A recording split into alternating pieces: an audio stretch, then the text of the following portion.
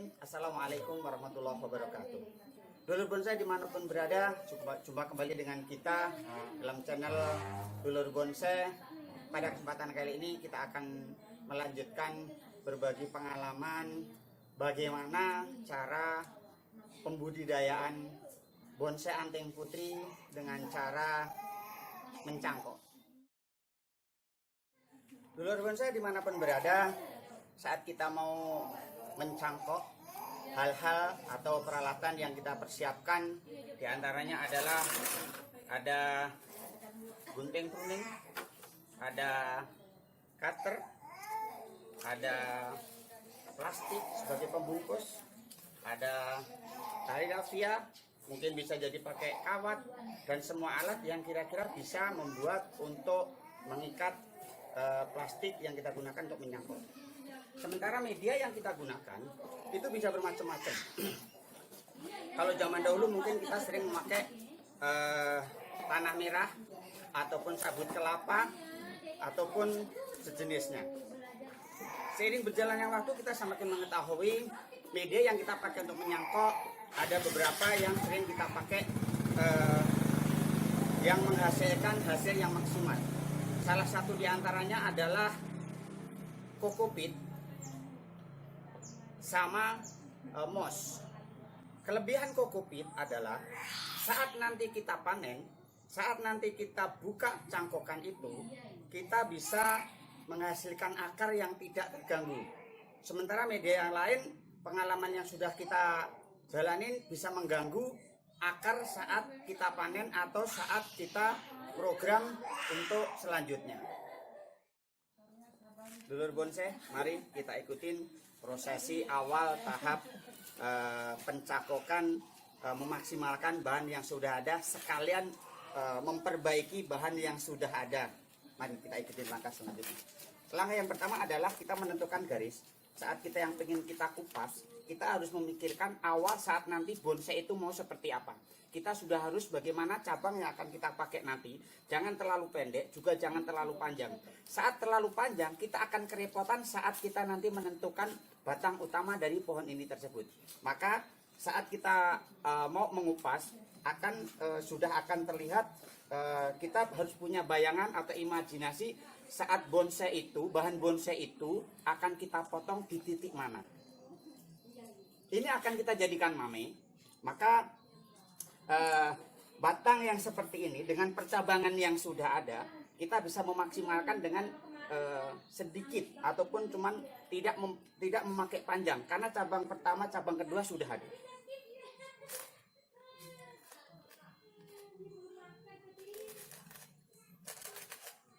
Saat kita mengupas, perhatikan sampai benar-benar keluar getahnya.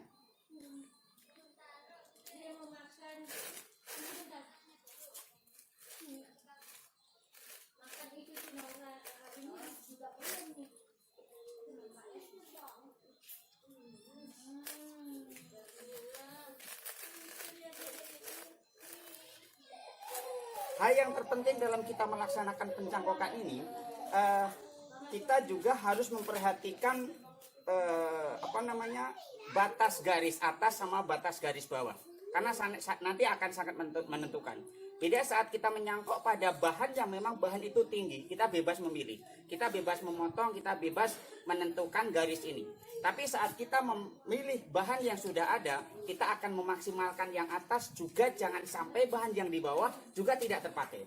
Makanya kita sangat berhati-hati sekali saat menentukan pengupasan batang yang akan kita cangkok ini.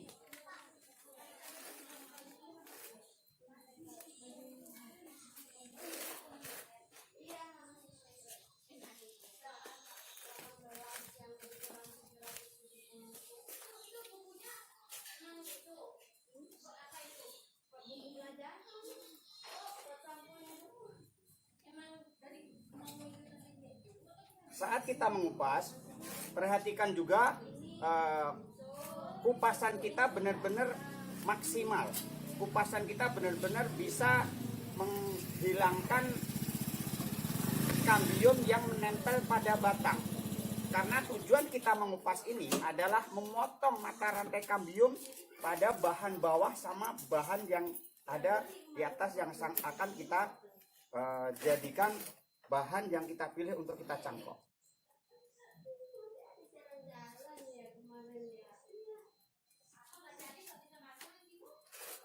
Peralatan yang kita pakai bisa bermacam-macam.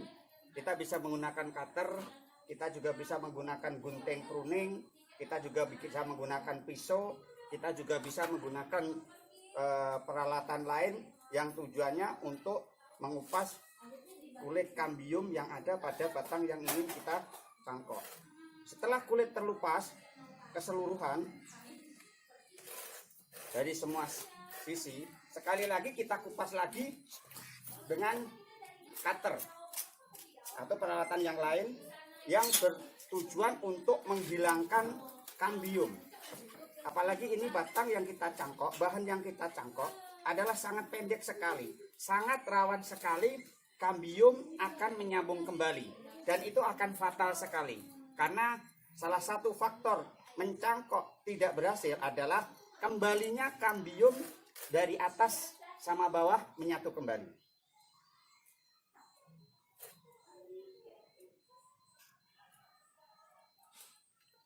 Setelah sudah kita pastikan bahwa kambium tidak menempel ataupun kambium, lendir-lendir kambium sudah tidak ada pada batang ini, langkah selanjutnya adalah kita bisa membiarkan untuk lebih mengering lagi, bisa membiarkan antara 3 sampai 7 hari atau 1 minggu.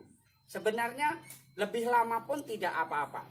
Karena pengalaman kita saat kita mau menyangkok, saat kita lebih lama, itu kambium yang atas ini akan membentuk benjolan atau membentuk akan seakan-akan kambium atas ini akan menutup kembali. Saat itulah kita kesempatan untuk menutup, karena prosesi pengeluaran akar saat badan ini sudah membentuk kambium itu akan relatif lebih cepat. Dulur bonsai dimanapun berada, saat kita mengikat, pastikan ikatan ini kuat. Sekali lagi, pastikan ikatan ini kuat agar menutup mata rantai kambium dari bawah ke atas. Selain itu juga bertujuan untuk saat kita nanti memasukkan media, saat kita menggunakan media yang sudah kita persiapkan ini, juga bisa kuat menahan. Kokopit ini akan kita pakai karena sekali lagi saya jelaskan, kokopit lebih efektif saat kita nanti pemilihan akar. Dan pastikan saat kita menaruh media kokopit ini jangan sampai batang atas yang bertujuan kita agar keluar akar tertutup plastik. Dan kokopit yang kita pakai ini sudah kita lembabkan, sudah kita campur, karena bagaimanapun juga butuh lembab yang di dalam untuk merangsang pertumbuhan akar lebih cepat. Pastikan semua kokopit ini merata pada semua sisi batang yang kita harapkan numbuh akar. Jangan terlalu banyak, tapi juga jangan terlalu kecil. Pastikan rata pada semua batang yang kita harapkan tumbuh akarnya.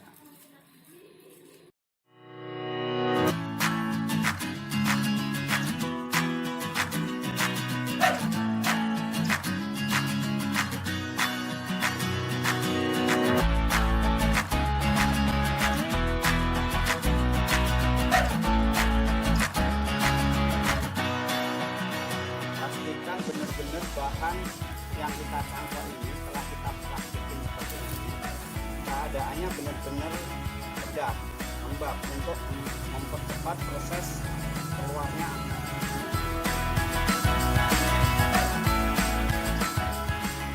Dulur bonsai, proses pencangkokan sudah selesai seperti ini, dan untuk proses seperti ini kita menunggu kurun waktu paling cepat 3 minggu, paling lama 2 bulan.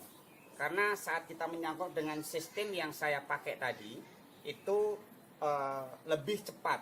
Karena saat kita bungkus, prosesi pengeluaran akar sudah siap karena pengeringan kambium sudah selesai. Untuk itu, Untuk menuju proses, kebetulan kita sudah ada bahan yang sudah kita cangkok kurang lebih sebulan yang lalu. Bisa kita lihat perakaran sudah penuh, dan ini juga bahan hampir sama dengan yang kita jelaskan di depan tadi, bahwa saat kita menanam awal mungkin di tengah perjalanan ada kekurangan, yaitu salah satunya kita cangkok. Hal ini pohon ini bisa kita lihat ada keunikan juga, ada batang walaupun nanti mungkin kita kurangi. Proses dari bahan itu menuju ini saat kita siap potong ini adalah kurang lebih 1 bulan, dan akar sudah kita siap potong. Saat kita bahan sudah siap kita potong juga jangan nunggu terlalu lama.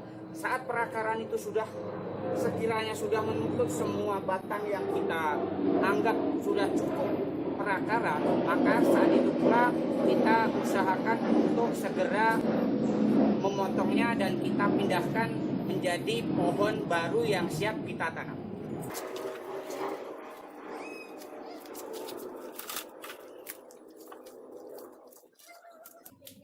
Keunikan juga saat kita memotong atau memilih bahan yang sudah kita persiapkan seperti tadi, kita akan mendapatkan 2 bahan. Satu bahan yang sudah kita seleksi tadi, yang kedua adalah bahan cangkok, bahan yang sudah kita pilih. Saat kita mau menanam, kita harus mengurangi percabangan atau dedaunan.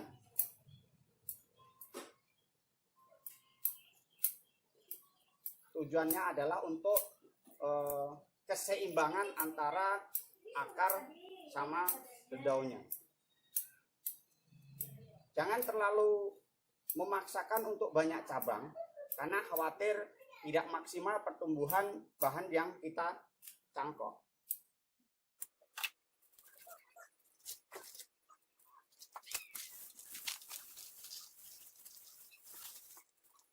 Saat kita menggunakan bahan kokopit untuk menyangkok, lebih hati-hati saat kita membuka cangkokan, karena kokopit relatif lebih gampang untuk menyebar. Tapi salah satu keuntungannya adalah kita lebih leluasa memilih akar saat nanti pohon sudah benar-benar hidup, karena tidak ada halangan. Beda sama media lain. Harus benar-benar hati-hati, karena sedikit gerak bisa mengakibatkan bahan bisa putus akar. Langkah yang kita pakai biasanya kita menggunakan tali rafia untuk kita ikat.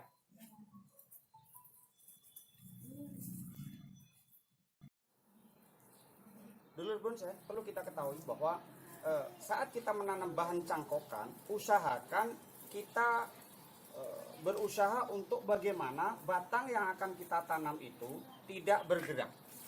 Karena andaikan kegagalan saat kita menanam bahan cangkokan, salah satunya adalah karena terlalu bebas bergerak, sehingga bahan yang kita tanam itu perakarannya yang relatif masih muda itu gampang putus, gampang patah, sehingga pohon tersebut stres dan bisa mengakibatkan pohon tersebut layu dan hingga pohon itu mati dan tidak bisa kita teruskan proses penyuburan dari bahan cangkokan yang sudah kita cangkok tersebut. Bahan yang kita pakai bisa tali rafia, bisa kawat bonsai, ataupun bahan lain yang bisa untuk menjaga safety atau keamanan agar pohon ini tidak gampang bergerak. Sebenarnya bukan cuma bahan cangkokan saja. Saat kita menanam pohon baru, baik itu dongkelan, baik itu saat kita memida, bahkan pohon jadi pun juga lebih aman saat kita ikat. Bedanya saat kita memakai bahan pot, kita mungkin mengikatnya bisa menggunakan kawat.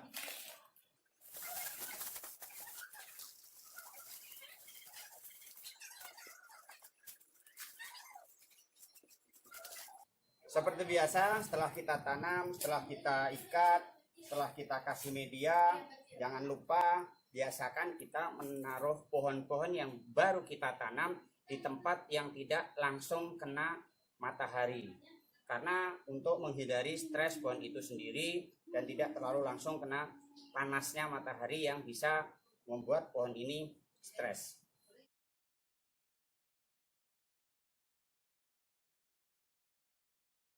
Dulur bonsai dimanapun berada, tahap demi tahap bahan bonsai yang kita cangkok tadi sudah kita jelaskan. Saya sudah berbagi pengalaman bagaimana cara mencangkok dari awal sampai kita tanam mulai pohon yang kita taruh di tempat teduh seperti ini tadi. Setelah mengalami prosesi beberapa tahapan, setelah kita nunggu pohon ini benar-benar sehat dan subur, saat mungkin 3 bulan ke depan akan kita bongkar, kita lihat pemilihan akar, kita lihat perkembangan akar di bawah, sampai pada saatnya nanti benar-benar bahan ini sudah kita siapkan untuk kita jadikan bahan yang benar-benar sudah tinggal menunggu proses penjadian. Kita akan dapatkan bahan yang kita lihat pada bahan ini, bahwa ini adalah hasil dari cangkokan. Kita bisa lihat kelebihan dari hasil cangkokan, salah satunya adalah perakaran bisa keliling sesuai dengan harapan yang kita inginkan. Selain kita jelaskan di depan tadi bahwa saat kita memilih cangkokan adalah kesempatan kita memilih bahan yang benar-benar kita anggap kualitas, bahan yang benar-benar siap kita tampilkan untuk menjadi bahan yang nantinya akan menjadi bahan bonsai yang benar-benar berkualitas. Bahkan mungkin bisa kita teruskan untuk menjadi bahan yang siap kita tampilkan saat benar-benar ada kontes bonsai. Dulur bonsai dimanapun berada, tahap demi tahap prosesi cara pengembangbiakan bonsai Anting Putri melalui cangkok sudah kita jelaskan. Saya sudah berbagi pengalaman dari awal sampai akhir, sampai menjadi bahan yang sudah kelihatan enak dipandang, tinggal meneruskan. Mudah-mudahan ilmu yang saya bagi buat rekan-rekan semuanya bisa bermanfaat, dan jangan lupa like, comment, share, and subscribe. Bila taufik wal hidayah. Assalamualaikum warahmatullahi wabarakatuh.